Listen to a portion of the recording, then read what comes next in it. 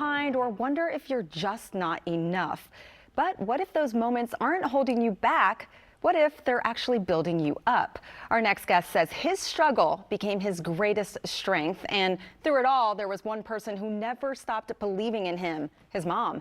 Jordan Toma, welcome to Great Day Washington. Thank you so much for being here. Thank you for having me. Yeah, this is exciting. You wrote a book, but first I want to talk about, tell me about these struggles. I mean, we all have them, but what were yours? So my biggest struggle was my self-worth and how I felt in school all the time. And I struggled a lot in school, and then I let that branch out into my life. And whatever I did, I fell back on how I felt in school, and it just kind of followed me everywhere I went. And I kept it with me, but I never saw it as a strength. And I just couldn't get past it. I used it as kind of like a barrier in my life. Yeah. How was it that you, I mean, here you are now. How was it that you were able to take that wisdom, that struggle, and go, you know what, no, I'm actually gonna turn this into something positive for myself?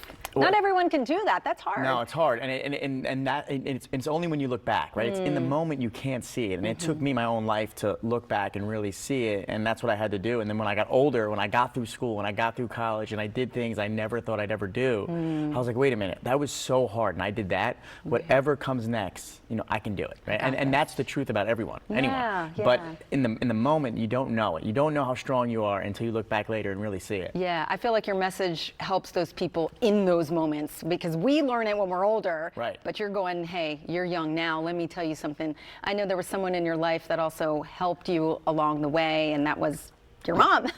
Yes. And at the time, it looked like my mom was fighting with me the whole time. But really, she was fighting for me. She wanted me to see what she saw in me, and I didn't understand because I couldn't see it. Right. But I try to tell the students, and anyway, and it's the people who love you the most will see something in you that you can't see, right? And you got to believe them. Even though you don't see it in yourself, you have to believe them, and that helps you get through those moments, and then you will see it later. Yeah. Well, and then you channeled all that into what you do today. I know you are a motivational speaker. You talk everywhere. Tell us more about that, and how did that start? Yeah, so it kind of happened just like organically.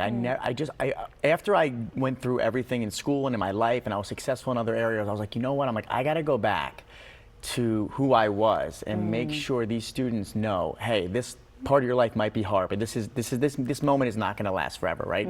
Who you become right now will last forever, and I didn't know that.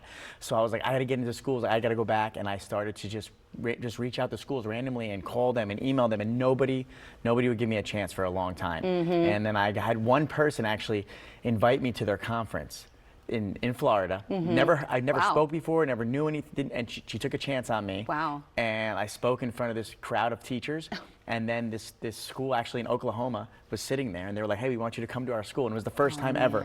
And I'm grateful for that person. And then she put me in front of all these teachers, and it kind of just took off. And the message has evolved and reached thousands and thousands of students, schools all over the country, and it's really been amazing. I'm so grateful for the journey, but I'm inspired by all the student stories that I hear throughout the country, because they really are the one. It's about them. It's really all about them. Yeah. Had you written this book yet? And tell us, it says, I'm just a kid with an IEP. For people who don't know, what does that mean? So an IEP is an individualized educational plan. And I didn't know what it meant. I always knew I had it, but I never knew what it meant. And when I got to college, I actually figured it out. But and when I was younger, I looked at it as like this stigma, like I wasn't smart. But really, that was my greatest gift. And that's why I put the school bus there, because that's the actual school bus. That's in my town. And that used to be my biggest fear, right? Yeah. But it ended up being my greatest gift. And that's the truth for all of us. Yeah.